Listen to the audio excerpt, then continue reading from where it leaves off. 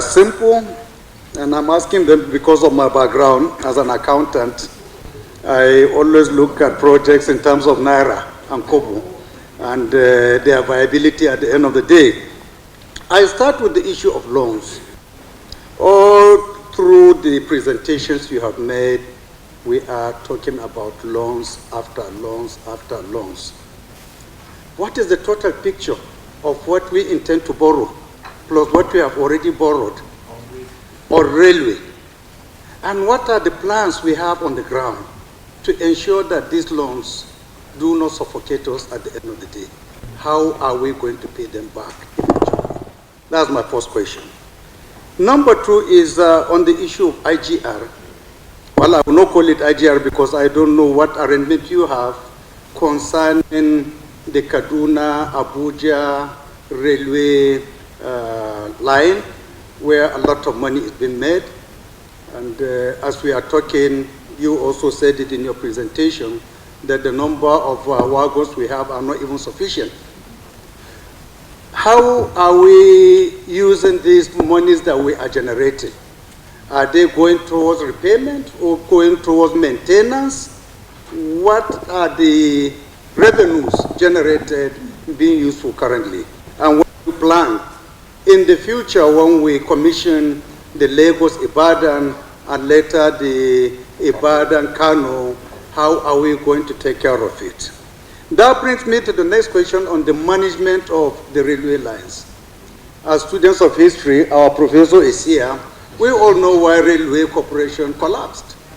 We know that it was more or less mismanagement. Nigerian Railway, Nigerian Airways, all viable projects that were made to actually die unnaturally. What lesson are we taking from there?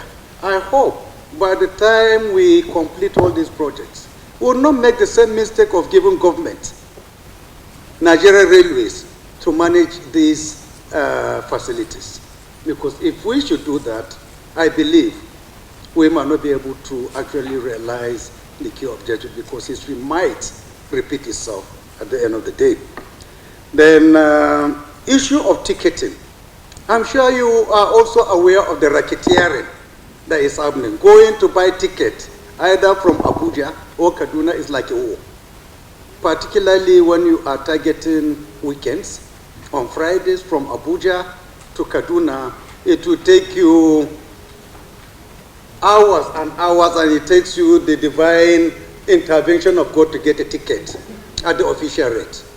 Even where you are going to buy from the black market, it is not easy getting one. Majority of passengers are made to pay and stand because there are no available spaces. What arrangements are you making for us to modernize our system of selling tickets? It's so easy if the Nigerian aviation has gone into selling tickets by way of online.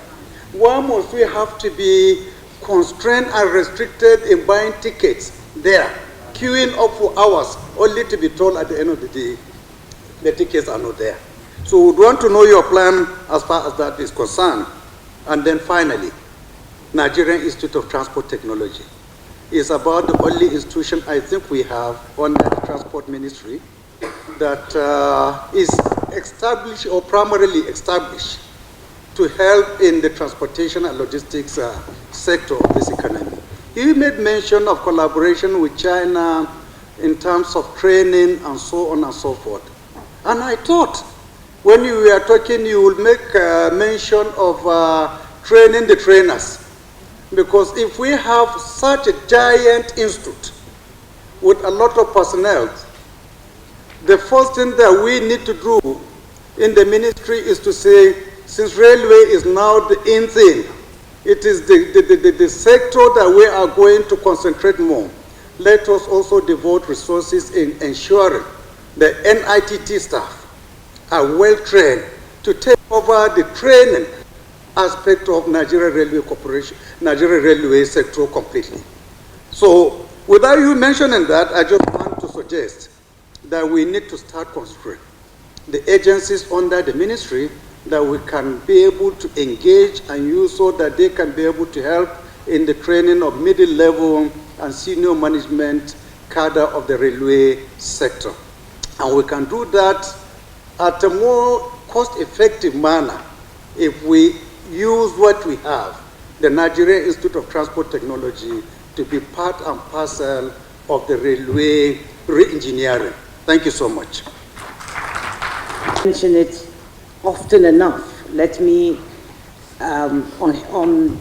say on his behalf, just in case he doesn't mention, I know he'll mention it, but not enough, is that they need funding. They need more and more funding, which is why we're here with you, National Assembly, that in part of your oversight function, I hope you will visit and see that they need to modernize, they need more money, and they need more funds. Be that, as I've said that, permit me to allow NITT to give you a very short brief on what they're doing, especially vis-a-vis the new railway system. Thank you. That they're stopping, he bought a ticket at this price, he's selling it at that price, and cannot see what he has done wrong and why they're stopping it. The issue, which is just incredible, that somebody will actually go to court, but they have. The issue with the ticketing really is the fact that the unprecedented traffic was not in the planning when they were looking at that route, when they did the survey on that route. Was this what we are having now? Was not what was envisaged when they were doing the planning, during the planning stage. Permit me to give you some figures. That in January to December 2017, total passengers, yes, for that year, were 353,146. A year later, in 2018, January to December, was 732,016. But in January to June, 6 months, in 2019, we're already on 551,860. So it wasn't envisaged. So they thought that, you have different stations require different traffic or have different traffic. So it was, the planners at the time thought, well, they just go and buy ticket and go. Did not expect the traffic. What has happened now is that because of this unprecedented traffic, now is looking at people going PPP, they're going they've gotten, RCRC has given the no objection certificate. It's currently with BPP to get its own no objection certificate, and then it goes to FEC for approval for it to be online. It's a pity that, because, it creates so much havoc. Yes, it creates so much havoc, and the distortion is just ridiculous. But also part of the delay, please correct me if I am wrong, is also this issue of the fact that they have to fence the whole station. They had so many other things they had apparently has to come first before the ticketing. So, but obviously because of what has happened now, especially on that route, and near the end of the year, they're looking at, we really need to start this to bring all that commotion to an end. Yes.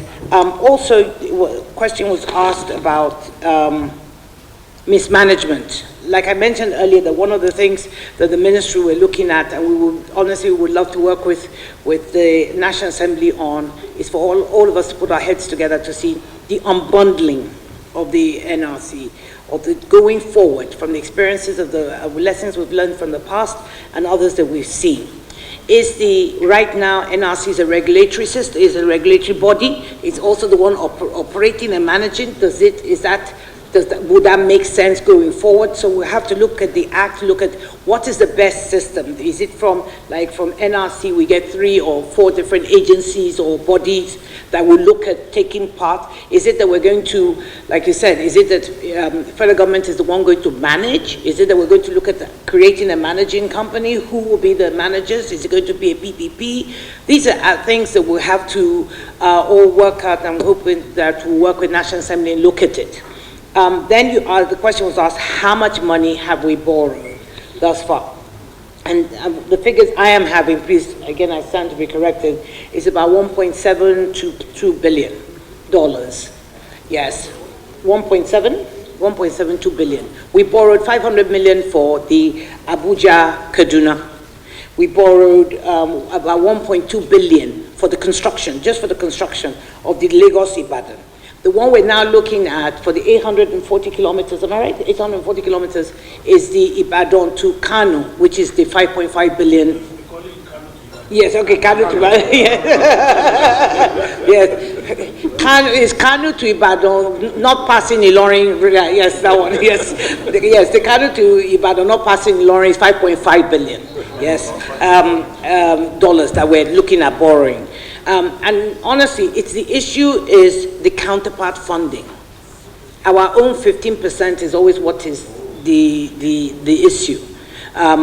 So it's not like somebody was saying the other day, you know, we tend to over worry about how much debt, or people say, oh, we borrow some money, we have a deficit. If we look at all these other countries, you and I know, the deficit, the American deficit is high. Even China, I don't think anybody built a rail system that did not own debt. Debt is not a bad thing. It's like you said, it's managing your debt and making sure that it, I am not an accountant. I see, it seems as if everybody from Kaduna is an accountant. I am not an accountant, but I'm here with my accountant and he knows that debt is not a bad thing. You know, we need to borrow. It's not necessarily the size of the debt, it's how we manage our debt. Any other thing I forgot? I think I've answered. No, which one?